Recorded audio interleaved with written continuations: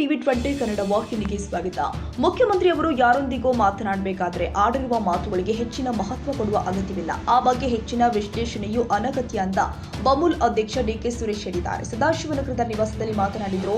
ರಾಜಕೀಯ ಯಾರಿಗೂ ಶಾಶ್ವತವಲ್ಲ ಎಂಬ ಸಿಎಂ ಹೇಳಿಕೆ ವಿಚಾರವಾಗಿ ಮಾತನಾಡಿ, ರಾಜ್ಯಕ್ಕೆ ಕೆಸಿ ವೇಣುಗೋಪಾಲ್ ಅವರು ಆಗಮಿಸಿರುವ ಬಗ್ಗೆ ಕೇಳಿದಾಗ ಮಂಗಳೂರಲ್ಲಿ ಕಾರ್ಯಕ್ರಮ ಇರುವ ಹಿನ್ನೆಲೆ ಅವರು ಆಗಮಿಸಿದ್ದಾರೆ. ಕಾರ್ಯಕ್ರಮ ಮುಗಿದ ನಂತರ ಕೇರಳದಲ್ಲಿ ಸ್ಥಳೀಯ ಸಂಸ್ಥೆಗಳ ಚುನಾವಣೆ ಇರುವ ಕಾರಣ ಅಲ್ಲಿಗೆ ತೆರಳಲಿದ್ದಾರೆ ಎಂದಿದ್ದಾರೆ.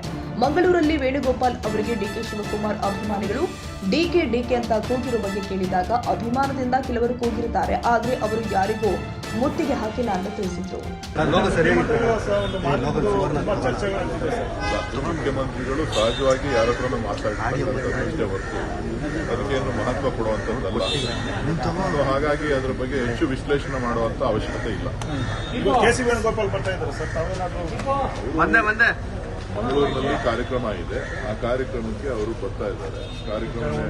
ಕಾರ್ಯಕ್ರಮ ಮುಗಿಸಿ ಅವರು ಕೇರಳ ಚುನಾವಣೆ ಇದೆ, ಸ್ಥಳೀಯ ಸಂಸ್ಥೆಗಳ ಚುನಾವಣೆ ಹೋಗ್ತಾ ಇದ್ದಾರೆ.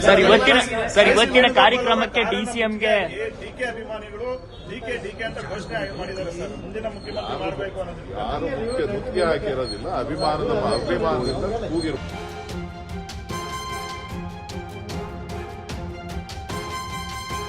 ಕನ್ನಡಿಗರ ಮೆಚ್ಚಿನ ನಿಮ್ಮ ಟಿವಿ 20 ಕನ್ನಡ ವಾಹಿನಿ ಇದೀಗ ಟಿವಿಯಲ್ಲಿ ಲಭ್ಯ.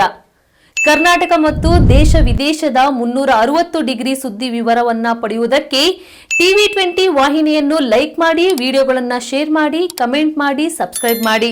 HCN ಕೇಬಲ್ 842 ನಂಬರ್ನಲ್ಲಿ ಹುಕ್ಕೇರಿ ತಾಲೂಕು ಹಾಗೂ ಸಂಕೇಶ್ವರದ ಸುತ್ತಮುತ್ತಲಿನ ಹಳ್ಳಿಗಳಲ್ಲಿ ಲಭ್ಯ. PCN ಕೇಬಲ್ 129 ನಂಬರ್ನಲ್ಲಿ ಹಾರುಗೆರೆ ಸುತ್ತಮುತ್ತಲಿನ ಹಳ್ಳಿಗಳಲ್ಲಿ ಲಭ್ಯ. ರಾಯಬಾಗ್ ಡಿಜಿಟಲ್ ಚಾನೆಲ್ ಕೇಬಲ್ 80ನೇ ನಂಬರ್ನಲ್ಲಿ ರಾಯಬಾಗ ತಾಲೂಕಿನ ಸುತ್ತಮುತ್ತಲಿನ ಹಳ್ಳಿಗಳಲ್ಲಿ ಲಭ್ಯ. UDCN ಕೇಬಲ್ ನೆಟ್ವರ್ಕ್ ಉಗಾರ ಸುತ್ತಮುತ್ತಲಿನ ಹಳ್ಳಿಗಳಲ್ಲಿ ನಿಮ್ಮ ಟಿವಿ 20 ಕನ್ನಡ ವಾಹಿನಿಯೂ ಲಭ್ಯ.